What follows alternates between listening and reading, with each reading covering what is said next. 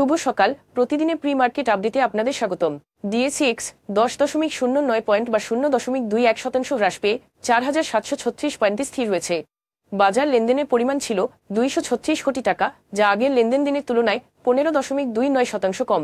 প্রধান উপদেষ্টা মোহাম্মদ ইউনূসের 28 থেকে 31 জুন টোকিও সফরে বাংলাদেশের জন্য $1 বিলিয়ন বাজেট সহায়তার আবেদন করা হবে এবং জাপানের সঙ্গে শক্তি, বিনিয়োগ ও বিশেষ অর্থনৈতিক অঞ্চল সংক্রান্ত 7টি সমঝোতা স্মারক স্বাক্ষর করা হবে।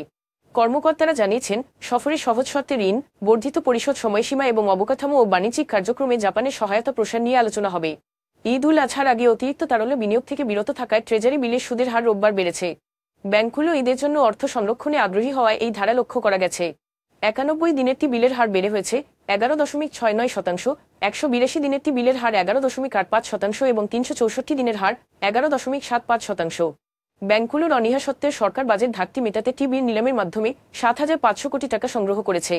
পুঁজিবাজারে দুর্নীতির সঙ্গে জড়িত কর্মকর্তাদের বিরুদ্ধে 6 মাসের মধ্যে ব্যবস্থা নেওয়ার পরিকল্পনা করছে Bangladesh securities and exchange commission.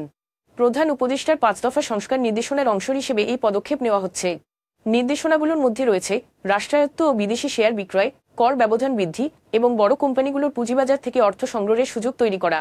Runner automobiles ঢাকায় এক অনুষ্ঠানে ইয়ারিয়া ব্র্যান্ডের একাধিক নতুন electric scooter T5, M6, রেবিন, G150P, GT60 এবং ERTS200 উন্মোচন করেছে। প্রতিষ্ঠানটি বাংলাদেশে পরিবেশবান্ধব ও সাশ্রয়ী বাহন প্রসারের লক্ষ্যে কাজ করতে চায়। এখন এ পর্যন্তই। বিকেলে আবারও আসছি ডেইলি মার্কেট আপডেট নিয়ে। সে পর্যন্ত আমাদের সঙ্গেই থাকুন। ধন্যবাদ।